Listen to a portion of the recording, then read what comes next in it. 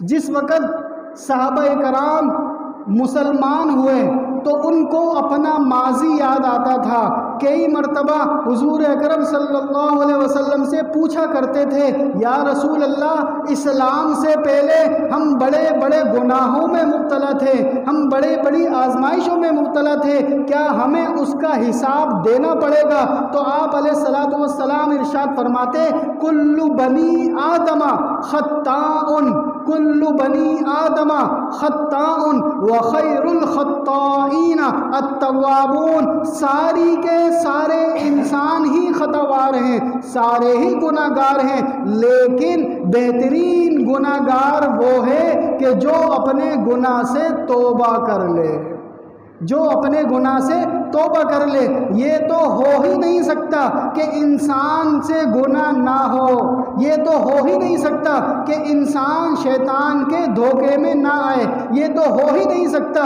وہ شیطان، ذرا آپ سوچیں کہ جنت کے اندر ہمارے والد امجد حضرت آدم علیہ السلام، ہماری والدہ حضرت اماں حوا علیہ السلام کو جب بہکا سکتا ہے تو یہ تو پھر دنیا ہے۔ اس نے جنت کے اندر آدم علیہ السلام کو بہکانے کی کئی بار کوششیں کی، ہر بار ناکام ہوا۔ آخر میں اس کے دماغ کے اندر ایک شیطانی چال آئی۔ وہ شیطانی چال کیا تھی؟ اس نے کہا کہ اے آدم، میں قسم کھاتا ہوں اللہ کی، میں قسم کھاتا ہوں اللہ کی، اگر آپ اس درخت کا پھل کھا لیں گے تو ہمیشہ کے لیے جنت میں رہیں گے، اگر آپ اس درخت کا پھل کھا لیں گے تو ہمیشہ کے لیے جنت کا لباس پہنے رہیں گے۔ آدم علیہ السلام نے پھر بھی یقین نہیں کیا، لیکن ان کے ساتھ اماں حوا علیہ السلام، چونکہ ایک عورت ہے، عورت کا دل نرم ہوتا ہے، عورت کا دل کمزور ہوتا ہے، جب اس نے دیکھا کہ یہ اللہ کی قسم کھا رہا ہے اور کوئی اللہ کی قسم جھوٹی نہیں کھا سکتا، انہوں نے فوراً درخت کا پھل توڑا اور کھا لیا۔ جب دیکھا کہ اماں حوا علیہ السلام یعنی آدم علیہ السلام نے دیکھا کہ میری بیوی نے پھل کھا لیا، انہوں نے بھی توڑا، انہوں نے بھی کھا لیا۔ تو یہ جنت کے اندر سب سے پہلا جھوٹ، سب سے پہلی جھوٹی قسم اللہ کی شیطان نے کھائی۔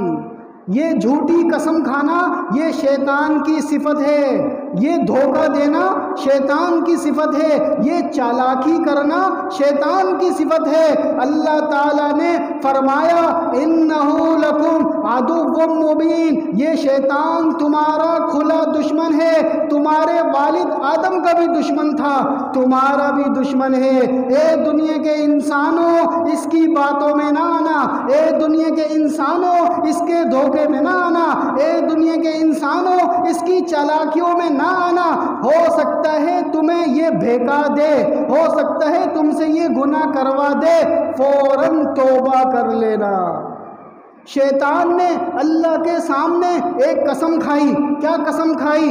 وہ قسم میرے اور آپ کے سامنے کھائی تھی جس وقت ہم عالم ارواح کے اندر روحوں کی شکل میں موجود تھے۔ شیطان نے کہا تھا کہ اے اللہ، قسم ہے مجھے تیری ذات کی، اے اللہ قسم ہے مجھے تیری ذات کی، میں اس انسان کو نہیں چھوڑوں گا، میں اس انسان کا دشمن ہوں یہاں تک کہ اس کی جان نکل جائے۔ میں اس کو دھوکہ دیتا رہوں گا، میں اس کے دل میں وسوسے ڈالتا رہوں گا یہاں تک کہ اس کی جان نکل جائے۔ اللہ پاک نے جواب دیا، قسم ہے مجھے میری ذات کی، قسم ہے مجھے میری ذات کی، جب تک یہ میرا بندہ مجھ سے توبہ اور استغفار کرتا رہے گا میں اس کے گناہوں کو معاف کرتا رہوں گا۔ تو اے شیطان، تو دھوکہ دے کر دیکھ، تو ان کو چالاکی سے، مکر و فریب سے ورغلا کر دیکھ، میں بھی اس کے گناہوں کو معاف کرتا رہوں گا، لیکن شرط یہ ہے کہ یہ استغفار کرے۔ شرط کیا ہے؟ استغفار کرے، معافی مانگے۔ ساری دنیا کے انسان وہ گناہوں کو کرتے ہیں، کرتے رہیں گے، لیکن اس کا حل استغفار ہے۔ بیماری کا حل علاج ہے، یہ گناہ ایک بیماری ہے، اللہ نے اس کا علاج استغفار بتایا۔ حضور اکرم صلی اللہ علیہ وسلم فرماتے ہیں کہ میں صبح اور شام کم از کم 100 مرتبہ استغفار کرتا ہوں۔ حالانکہ ایک مرتبہ صحابہ کرام نے پوچھا، اللہ کے رسول آپ تو بخشے بخشائے ہیں، آپ کے تو اگلے پچھلے سارے ہی معاف ہیں، اس کے باوجود بھی استغفار کرتے ہیں۔ آپ علیہ الصلوۃ والسلام نے ارشاد فرمایا کہ میں اللہ کا شکر گزار بندہ نہ بنوں، میں اللہ کا شکر گزار بندہ نہ بنوں، کیونکہ استغفار ایک عبادت ہے، استغفار ایک دعا ہے، استغفار بیماریوں سے شفا ہے، استغفار دل کا سکون ہے، استغفار کرنے سے انسان اللہ کے قریب ہوتا ہے، استغفار کرنے سے انسان اللہ کا محبوب بندہ بنتا ہے، استغفار کرنے سے بیماریاں ختم ہوتی ہیں، استغفار کرنے سے دل کو سکون ملتا ہے، استغفار کرنے سے روزی میں برکت ہوتی ہے، استغفار کرنے سے چہرے پر نور آتا ہے، استغفار کرنے سے اللہ کا دیدار ہوتا ہے۔ استغفار حضور اکرم صلی اللہ علیہ وسلم کی بھی سنت، تمام نبیوں کی سنت، تمام انسانوں کی سنت، استغفار ایک عبادت ہے۔ تو آپ علیہ الصلوۃ والسلام نے ارشاد فرمایا، التائب من الذنب کمن لا ذنب له، التائب من الذنب کمن لا ذنب له، اپنے گناہوں سے توبہ کرنے والا ایسا ہے جیسے اس نے گناہ کیا ہی نہیں، گناہوں سے توبہ کرنے والا ایسا ہے جیسے گناہ کیا ہی نہیں۔ وجہ کیا ہے؟ وجہ یہ ہے اللہ پاک غفور الرحیم ہیں، اللہ تعالیٰ معاف کرنے کو پسند کرتے ہیں۔ اللہ تعالیٰ ارشاد فرماتے ہیں، من یعمل سوءا او یظلم نفسہ، جس کسی انسان سے کوئی گناہ ہو جائے، جس کسی انسان سے کوئی گناہ ہو گیا، اپنی جان پر ظلم ہو گیا، ثم یستغفر اللہ، پھر اس نے توبہ کر لی، اس کی توبہ کو اللہ پاک فوراً قبول کر لیتے ہیں، اس کی توبہ کو فوراً قبول کر لیتے ہیں۔ یہی وجہ بنی، بہت سارے واقعات ایسے ہیں کہ جب بندے نے توبہ کی، اللہ نے اس کی دنیا کی زندگی بھی اچھی کر دی۔ اسی پاکستان کے اندر بہت سارے واقعات ہیں۔ ایک شخص تھا پشاور کے اندر، اس کا نام تھا کامران۔ پشاور کے اندر ایک شخص تھا، اس کا نام تھا کامران۔ وہ کامران ایسا شخص تھا کہ بچپنے سے اس نے اپنے والد کو نہیں دیکھا۔ اس کا والد جب یہ چھوٹا سا تھا، 1-1.5 سال کا تھا، اس کے والد کا انتقال ہو گیا۔ اب والدہ گھر کے اندر جھاڑو پوچھا کرتی، خادمہ کا کام کرتی اور اس کو پالتی۔ جب یہ تھوڑا بڑا ہوا تو یہ چوری کرنے لگ گیا، یہ چوری کرنے لگ گیا۔ ایک وقت آیا چوری سے پھر یہ شراب پینے لگ گیا، ایک وقت آیا بطہ خوری کرنے لگ گیا، بطہ خوری کے ساتھ ساتھ منشیات بیچنے لگ گیا۔ ایک وقت آیا اس نے کچھ نشے آور گولیاں کسی خاتون کو بیچی۔ وہ خاتون جس وقت نشہ کرتی، نشہ نہیں ملتا تو اس خاتون نے خودکشی کر لی۔ جب اس خاتون نے خودکشی کر لی تو پتہ چلا اس کی خالہ زاد بہن تھی۔ کون تھی؟ اس کی خالہ زاد بہن تھی۔ اس کی والدہ کو پتہ چلا کہ یہ نشہ بیچا کرتا تھا اور اسی سے یہ نشہ خریدتی تھی، اور اس کی خالہ زاد سگی بہن تھی، اس نے خودکشی کر لی نشہ نہ ملنے کی وجہ سے۔ جب اس کی والدہ کو پتہ چلا، اس کی والدہ نے اپنے اس بیٹے کامران کو کہا کہ ہم نے تجھے اسی دن کے لیے پیدا کیا تھا کہ تو دوسرے لوگوں کی زندگیوں سے کھیلے اور دوسرے لوگوں کی زندگیاں برباد کرے۔ وہ کہتا ہے کہ میرے دل پر اپنی ماں کا ایسا اثر ہوتا تھا، اس کی باتیں ایسے دماغ پہ لگتی تھی، میں نے وہاں پر قریب میں جا کر ایک مسجد میں جا کر اللہ سے توبہ کی، اللہ سے توبہ کی، استغفار کیا، خوب رات دن روتا رہتا تھا، اللہ سے دعائیں مانگتا رہتا تھا، تو وہاں کے امام صاحب نے کہا کہ آپ ایسا کریں، آپ قرآن کو اپنے سینے سے لگائیں، قرآن کی تعلیم حاصل کریں، قرآن پڑھیں۔ اس کے بعد وہ شخص ناظرہ پڑھنے لگ گیا، قرآن کو دیکھنے پڑھنے لگ گیا، قاعدہ تو بچپنے میں پڑھا تھا، ناظرہ پڑھنے لگ گیا۔ 1 سال کے بعد اس نے قرآن ناظرہ ختم کر لیا۔ اس کے بعد اس کے دل میں خیال آیا میں نے قرآن کو حفظ کرنا ہے۔ اس کے بعد 3 سال کے اندر اس نے قرآن حفظ کر لیا۔ اس کے قرآن حفظ کرنے کے بعد اس نے دعوت و تبلیغ میں وقت لگانا شروع کر دیا۔ دعوت و تبلیغ میں وقت لگانے کے ساتھ ساتھ اس کے دل میں مزید اسلام کی طلب پیدا ہوئی۔ اس کے بعد اس نے ایک مدرسے میں داخلہ لیا۔ 8 سال مدرسے میں پڑھنے کے بعد وہ ایک عالم دین بن گیا۔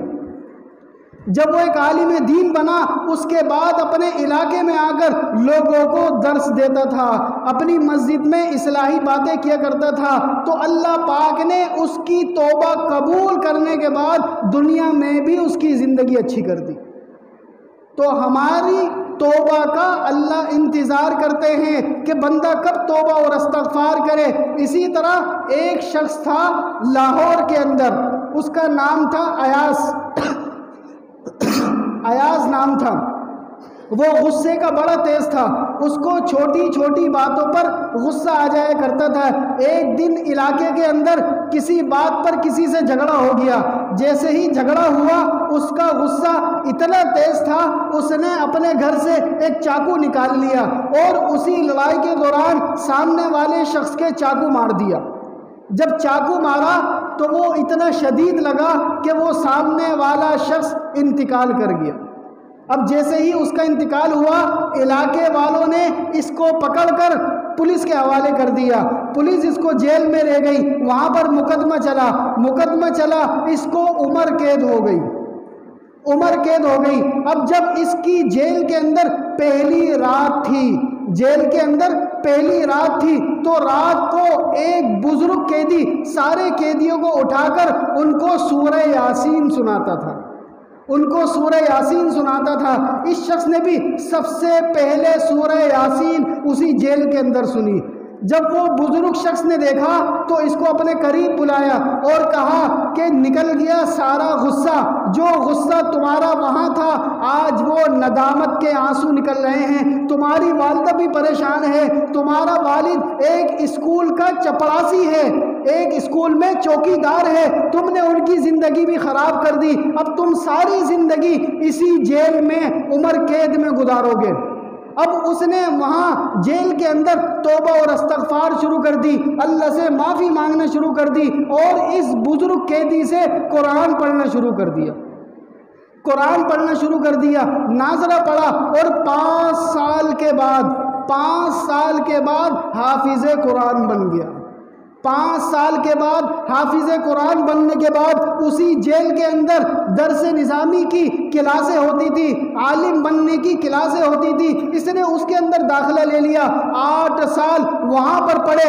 13 سال کے بعد یہ نوجوان اب وہ نہیں رہا تھا، یہ نوجوان چہرے پر سنت مبارکہ سجائے رہتا تھا اور سر پر ٹوپی پہنے رکھتا تھا، شلوار ٹخنوں سے اوپر رکھتا تھا، ہر وقت اللہ کا ذکر کرتا تھا، ہر وقت اللہ کو یاد رکھتا تھا۔ جو مقتولین کے ورثہ تھے انہوں نے دیکھا کہ یہ بدل گیا ہے، اللہ نے ان کے دل کے اندر رحم ڈالا، انہوں نے اس کو معاف کر دیا اور جج نے بھی اس کو معاف کر دیا اور اس کو آزاد کر دیا۔ جس وقت یہ جیل سے چھوٹا تو چہرے پر داڑھی تھی، سنت کے مطابق لباس تھا، ایک عالم دین تھا، اپنے علاقے میں آیا اور اس نے چاہا کہ میں مسجد کے اندر اپنی زندگی گزاروں گا۔ اس نے مسجد کے خادم ہونے کی حیثیت سے وہاں پر کام شروع کیا اور وہاں پر اذان دیتا تھا، اس کے بعد نماز پڑھاتا تھا۔ لوگ اس سے اتنا متاثر ہوئے، لوگوں کو یہ باتیں بتاتا، اصلاحی باتیں بتاتا۔ ایک وقت آیا وہ اپنے علاقے میں کئی لوگوں کی توبہ کا ذریعہ بن گیا، تو اللہ پاک نے اس کی توبہ قبول کر لی۔ اللہ پاک جب توبہ قبول کر لیتے ہیں دنیا کی زندگی بھی بنا دیتے ہیں، دنیا کی زندگی بھی اچھی کر دیتے ہیں۔ اسی طرح بہت سارے واقعات ہیں۔ حضرت مولانا طارق جمیل صاحب کو کون نہیں جانتا، اسی دعوت و تبلیغ میں لگنے سے پہلے MBBS کے ڈاکٹر تھے، MBBS کے ڈاکٹر تھے۔ دعوت و تبلیغ میں لگنے سے پہلے اسی طرح گناہوں کی زندگی میں ہاسٹل میں رہتے تھے، لیکن ایک فکر کرنے والا دوست ان کو اکثر رائے میں لے جاتا تھا، اکثر دعوت و تبلیغ میں وقت لگوا دیتا تھا۔ ایک وقت آیا دل میں یہ سوال پیدا ہوا کہ اے طارق، مرنے کے بعد سب سے پہلا سوال کیا ہوگا؟ اے طارق، مرنے کے بعد سب سے پہلا سوال قبر میں کیا ہوگا؟ اس طرح کی باتیں دماغ کے اندر آنا شروع ہوئی، اور یہی وجہ بنی کہ ڈاکٹری کی لائن کو چھوڑ کر مدرسے میں داخلہ لے لیا۔ مدرسے میں داخلہ لے گیا، 8 سال وہاں پر مدرسے میں پڑھنے کے بعد دعوت و تبلیغ میں نکلے، اور آج ساری دنیا کے اندر کون نہیں جانتا کہ حضرت مولانا طارق جمیل صاحب کو کون نہیں جانتا؟ تو میرے عزیزوں، اللہ پاک ہمیں بھی دینے کے لیے تیار ہے۔ ہم اپنی زندگی بدل کر تو دیکھیں، ہم قرآن و حدیث کے مطابق آ کر تو دیکھیں۔ جنید جمشید کو کون نہیں جانتا؟ جنید جمشید ایک گلوکار تھا، گانا گانے والا تھا، لیکن جب اس نے توبہ کی، اللہ سے معافی مانگی، اس کی والدہ نے صرف ایک بات بولی تھی کہ اے جنید، آج تیرے گانے دنیا کے انسان سارے ہی سنتے ہیں، کاش کہ وہ وقت آئے کہ لوگ تیری نعتیں سنیں، کاش کہ وہ وقت آئے تو لوگوں کو نمازیں سکھائے، قرآن سکھائے۔ اس کا اتنا اثر ہوا، اللہ نے اس کی زندگی بھی تبدیل کر دی۔ وجہ کیا بنی؟ دل سے توبہ کی، دل سے استغفار کیا۔ اسی طرح بہت سارے واقعات ہیں، بہت سارے واقعات بھرے پڑے ہیں۔ انشاءاللہ وقت ملا وقتاً فوقتاً بتاتے رہیں گے۔ جمعے میں مختصر وقت ہوتا ہے، اسی طرح مختصر بات کی جاتی ہے۔ تو آج محرم الحرام کی پہلی تاریخ ہے، استغفار کرنے کا دن ہے، توبہ کرنے کا دن ہے، معافی مانگنے کا دن ہے۔ تو ہم بھی کیوں نہ اپنے گناہوں پر معافی مانگیں، اللہ سے استغفار کریں، اور آئندہ قرآن و حدیث کے مطابق، اللہ اور اس کے رسول کے احکامات کے مطابق زندگی گزارنے کی کوشش کریں۔ تو سب کوشش کریں گے انشاءاللہ۔ جو گزر گئی سو گزر گئی، مزہ ما مزہ، جو لوٹ آئیں تو کچھ کہنا نہیں، بس دیکھنا انہیں غور سے کہ انہیں منزل کی جو خبر ہوئی کہ وہ راستہ کوئی اور تھا۔ ایسا نہ ہو جانا کہیں تھا پہنچ کہیں گئے، ایسا نہ ہو جانا کہیں تھا پہنچ کہیں گئے۔ ہماری منزل جنت ہے، ہم جنت سے آئے ہیں۔ آدم علیہ السلام کہاں تھے؟ کہاں گئے تھے؟ جنت میں گئے تھے۔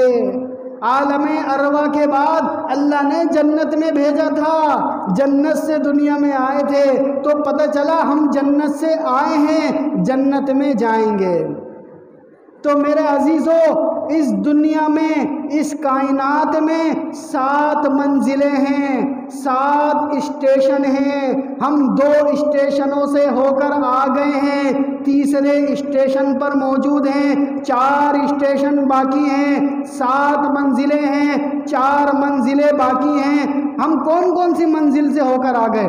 ہر انسان، چاہے مسلمان ہے، چاہے غیر مسلم ہے، چاہے وہ آ کر جا چکا ہے، چاہے وہ آنے والا ہے، سب سے پہلی منزل ہر انسان کی عالم ارواح تھی، عالم ارواح تھی۔ ساری دنیا کے انسانوں نے اللہ پاک کے سامنے جس وقت اللہ نے پوچھا تھا الستو بربکم، الستو بربکم، کیا میں تمہارا رب ہوں؟ قالوا بلا، ساری دنیا کے انسانوں نے کہا تھا یا اللہ آپ ہی ہمارے رب ہیں۔ یا اللہ آپ ہی ہمارے رب ہیں۔ اللہ پاک نے فرمایا میں تمہیں آزماؤں گا، میں تمہیں دیکھوں گا، دنیا میں بھیجوں گا، واپس میرے پاس آؤ گے، اس دنیا کے اندر تم مجھے مانتے ہو یا بھول جاتے ہو، اس دنیا کے اندر تم مجھے یاد رکھتے ہو یا بھول جاتے ہو، میں تھوڑے سے وقت میں تمہیں آزماؤں گا۔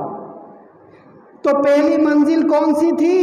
عالم ارواح۔ دوسری منزل جس سے میں اور آپ ہو کر آئے ہیں وہ کون سی تھی؟ وہ تھی ماں کا پیٹ، وہ تھی ماں کا پیٹ۔ ساری دنیا کے انسان ماں کے پیٹ سے ہو کر آتے ہیں، دوسری منزل پر اسٹے کر کے آتے ہیں، 9 مہینے گزار کر آتے ہیں، اسی طرح تیسری منزل پر آ گئے۔ وہ تیسری منزل دنیا کا پیٹ ہے، وہ تیسری منزل دنیا کا پیٹ ہے۔ یہاں پر بھی تھوڑا سا وقت ہے، کسی کو 50 سال دے دیے، کسی کو 60 سال دے دیے، کسی کو 70 سال دے دیے، کسی کو 80 دے دیے، کسی کو 90 دے دیے، کسی کو 100 دے دیے، اس کے بعد ختم، اس کے بعد ختم۔ تو یہ دنیا کا پیٹ ہماری کون سی منزل ہے؟ تیسری منزل ہے۔ اسی تیسری منزل پر آنے والی 4 منزلوں کا دار و مدار ہے۔ اگر اس تیسری منزل پر ہم نے اللہ کی مان لی تو آنے والی 4 منزلیں ہماری آسان ہو جائیں گی۔ وہ چوتھی منزل کون سی ہے؟ وہ چوتھی منزل موت کے بعد شروع ہوتی ہے، اور وہ ہوتی ہے قبر کی منزل۔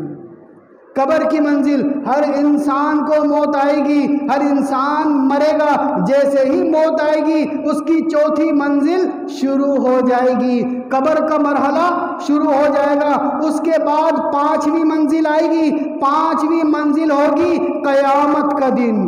ساری دنیا کے انسان آدم علیہ السلام سے لے کر آج تک، آج سے لے کے قیامت تک جتنے بھی انسان دنیا سے جا چکے ہیں وہ سارے قیامت والے دن جاگ جائیں گے، اٹھ جائیں گے۔ وہ ہوگی 5ویں منزل، 5ویں منزل۔ اس کے بعد شروع ہوگی 6ٹھی منزل۔ 6ٹھی منزل کون سی ہے؟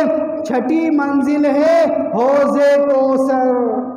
حوض کوثر، ساری دنیا کے انسانوں کو حوض کوثر پر جانا ہے۔ وہاں پر صرف انہی کو آپ علیہ السلام اپنے ہاتھوں سے پانی پلائیں گے جنہوں نے دنیا کے اندر حضور اکرم صلی اللہ علیہ وسلم کی سنت کے مطابق زندگی گزاری ہوگی۔ اس کے بعد آخری منزل شروع ہوگی۔ وہ آخری منزل کے شروع ہونے سے پہلے ایک خطرناک پل آئے گا، اس خطرناک پل کے اوپر سے ساری دنیا کے انسانوں کو گزرنا پڑے گا، اور وہ ہوگا پل صراط۔ پل صراط جو باریک سے زیادہ، جو بال سے زیادہ باریک ہے اور تلوار سے زیادہ تیز ہے، اس پہ سے گزرنا پڑے گا۔ جس نے اللہ اور اس کے رسول کی مانی ہوگی، تیسری منزل پر محنت کی ہوگی، وہ پل صراط پر سے ہوا کی طرح، بجلی کی طرح گزر جائے گا۔ اس کے بعد 7ویں منزل پہ کھڑا ہوگا۔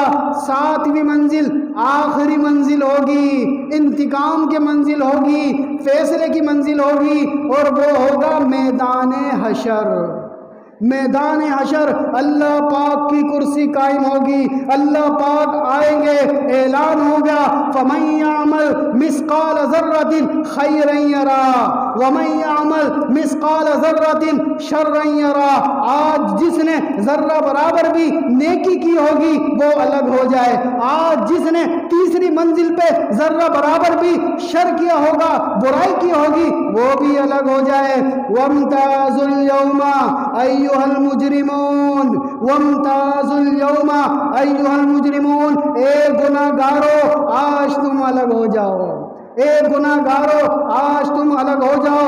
الم اعہد الیکم یا بنی آدم اللہ تعبدوا الشیطان انہ لکم عدو مبین۔ اے بنی آدم، ہم نے تم سے کہ نہیں دیا تھا کہ شیطان کو نہ پوچھنا، وہ تمہارا کھلا دشمن ہے۔ ہم نے تمہیں بتا نہیں دیا تھا، نبیوں نے آ کر بتا نہیں دیا تھا، قرآن میں تم نے پڑھا نہیں تھا کہ شیطان کو نہ پوچھنا، وہ تمہارا کھلا دشمن ہے۔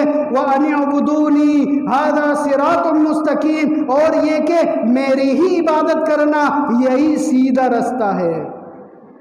الم اعہد الیکم یا بنی آدم اللہ تعبدوا الشیطان انہ لکم عدو مبین وان اعبدونی ھذا صراط مستقیم ولقد اضل منکم جبلا کثیرا افلم تکونوا تعقلون۔ اے دنیا کے انسانوں، اس شیطان نے تم سے پہلے کتنی ہی خلقت کو گمراہ کر دیا تھا، کیا تم سمجھتے نہیں تھے؟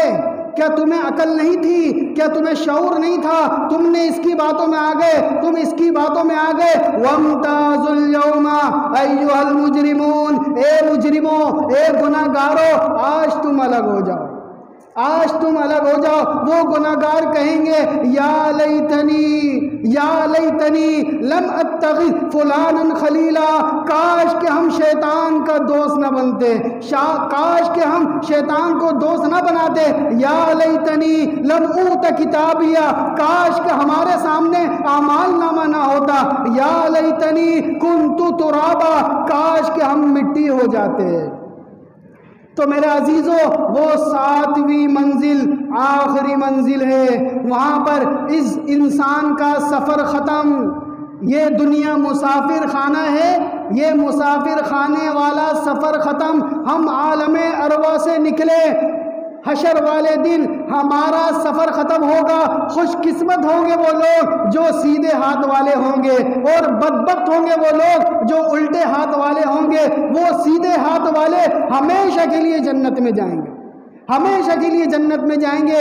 اے انسانوں، اے جنتیوں، آج تمہاری ٹینشنیں ختم، آج تمہاری پریشانیاں ختم، آج تمہارا بڑھاپا ختم، آج تمہاری بیماریاں ختم۔ ہمیشہ کے لیے جوان رہو، ہمیشہ کے لیے خوبصورت رہو، ہمیشہ تندرست رہو۔ نمازیں ختم، عبادت ختم، جو دل میں آئے گا کرو، جو دل میں آتا ہے کرو، جیسا چاہتے ہو کرو۔ اے جنتیوں، آج میں تم سے راضی ہو گیا، اے جنتیوں، آج میں تم سے راضی ہو گیا۔ اللہ پاک ارشاد فرمائیں گے، یہی جمعے کا دن ہوگا، اعلان ہوگا، جنت میں آواز آئے گی، اے جنتیوں بتاؤ تم خوش ہو، بتاؤ تم راضی ہو۔ وہ جنتی کہیں گے یا اللہ ہم خوش ہیں، ہم راضی ہیں، ہمیں تو سب کچھ مل گیا۔ اللہ پاک ارشاد فرمائیں گے، بتاؤ اس سے بھی اچھا دوں، بتاؤ اس سے بھی اچھا دوں۔ وہ جنتی کہیں گے اس سے اچھا کیا ہے، اس سے اچھا کیا ہے؟ اللہ تعالیٰ ارشاد فرمائیں گے، آج دنیا میں تم نے بڑے اپنے آپ کو خوبصورت چیزوں کو دیکھا، دنیا میں تم نے بڑی بڑی خوبصورت چیزیں دیکھی۔ وہ خوبصورت چیزیں جس اللہ نے بنائی تھی، آج وہ اللہ تمہیں اپنا دیدار کرائے گا۔ اللہ پاک کو سوائے حضور اکرم صلی اللہ علیہ وسلم کے کسی نے نہیں دیکھا، کسی نے نہیں دیکھا۔ موسیٰ علیہ السلام نے بھی اللہ سے دعا کی تھی، یا اللہ میں دیکھنا چاہتا ہوں۔ کوہ طور پر اللہ نے صرف تجلی دکھائی تھی، وہ اس میں بھی بے ہوش ہو گئے تھے۔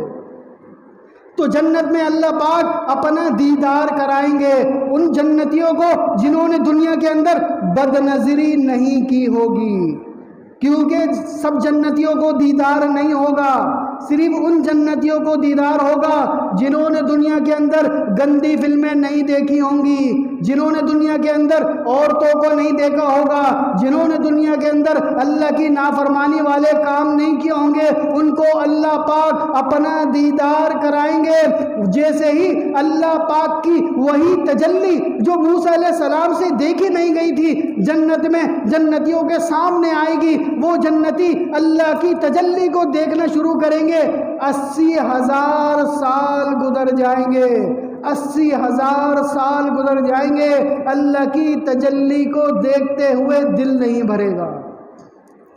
80,000 سال کے بعد اللہ پوچھیں گے، دیکھ لی تم نے ہماری تجلی؟ وہ جنتی کہیں گے، یا اللہ ابھی تو کچھ دیکھا ہی نہیں، یا اللہ ابھی تو دل ہی نہیں بھرا۔ اللہ پاک فرمائیں گے، جس کی تجلی اتنی خوبصورت ہو، سوچو وہ خود کتنا خوبصورت ہوگا، وہ خود کتنا خوبصورت ہوگا۔ وہ جنت کی حور اگر دنیا کے سمندر کے اندر ذرہ سا تھوک پھینک دے تو دنیا کے 7 سمندر شہد سے زیادہ میٹھے ہو جائیں، ان حوروں کو بنانے والا اللہ خود کتنا خوبصورت ہوگا۔ تو اگر اس اللہ کا دیدار کرنا ہے، اس چھوٹی سی زندگی میں اللہ کی ماننی پڑے گی۔ اس چھوٹی سی زندگی میں اللہ کو راضی کرنے والے کام کرنے پڑیں گے۔ ایسا نہ ہو کہ یہ زندگی دی اینڈ ہو جائے، ایسا نہ ہو اس زندگی کی شام ہو جائے، اس کے بعد پھر قبر میں جانے کے بعد ایک ہی بات کریں گے۔ یہ قبر والے ایک بات کہتے ہیں، پتہ ہے کیا کہتے ہیں؟ یہ قبرستان والے مردے ایک بات کہتے ہیں، سب کو کہتے ہیں، پتہ ہے کیا کہتے ہیں؟ یہ کہتے ہیں کبھی ہم بھی تھے، کبھی ہم بھی تھے، کبھی ہم بھی تم میں آہ تھی، کبھی ہم بھی تم میں چاہ تھی، کبھی ہم بھی تھے جوان، کبھی ہم بھی تھے چٹان۔ پتہ نہیں تمہیں یاد ہو کہ نہ یاد ہو، ہم بھی یہی کہا کرتے تھے ہمارے بغیر کام نہیں چلتا، ہم بھی یہی کہا کرتے تھے ہمارے بغیر مسئلے حل نہیں ہوتے، ہم بھی یہی کہا کرتے تھے ہم ہیں تو بیوی بچے پلتے ہیں، لیکن ہمیں مرتے ہی پتہ چل گیا یہ دنیا دھوکے کا گھر ہے، ہمیں مرتے ہی پتہ چل گیا یہ دنیا مکڑی کا جالا ہے، ریت کا پانی ہے۔ اے دنیا کے انسانوں، تم تو بڑے ہی خوش قسمت ہو، اللہ پاک نے تمہیں موقع دیا ہوا ہے، اللہ پاک نے تمہیں وقت دیا ہوا ہے۔ ہم تو روز اللہ سے دعا کرتے ہیں یا اللہ صرف ایک موقع دے دے، دوبارہ دنیا میں بھیج دے، ہم آپ کی عبادت کر کے آئیں گے، لیکن اللہ فرماتے ہیں یہاں آنے کے بعد کوئی واپس نہیں جایا کرتا۔ تو ہمارے پاس ابھی وقت ہے، موقع ہے، اپنی زندگی کو غنیمت جانیں۔ Life is only one chance, life is only one chance, ایک ہی بار یہ موقع ملا ہے، دوبارہ نہیں ملے گا، دوبارہ یہ موقع نہیں ملے گا۔ ہندوؤں کو شیطان نے دھوکے میں ڈال دیا، کیا کہا؟ 7 جنم ہیں، 7 جنم ہیں، 7 جنم ہیں، ایک جنم میں اپنی مرضی کر لو، لیکن 7 جنم نہیں ہیں، 7 منزلیں ہیں، 7 جنم نہیں ہیں، 7 منزلیں ہیں، 2 منزلیں ہو کر آ گئے، تیسری پر ہیں، چوتھی میں جائیں گے، 5ویں میں جائیں گے، 6ٹھی میں جائیں گے، 7ویں میں جائیں گے۔ اے دنیا کے ہندوؤں، 7 جنم نہیں ہیں بلکہ 7 منزلیں ہیں۔ سمجھدار آدمی وہ ہے کہ جو قبر میں جانے سے پہلے قبر کی تیاری کر لے۔ یہ ہندو جب شادی ہوتی ہے تو 7 پھیرے لگواتے ہیں، 7 پھیرے اسی وجہ سے لگواتے ہیں کہ ان کا عقیدہ یہ ہے کہ 7 جنم ہیں، حقیقت میں وہ 7 جنم نہیں ہیں بلکہ 7 منزلیں ہیں۔ تو محرم کا مہینہ معافی اور استغفار کا مہینہ ہے، تو سب توبہ کرتے ہیں۔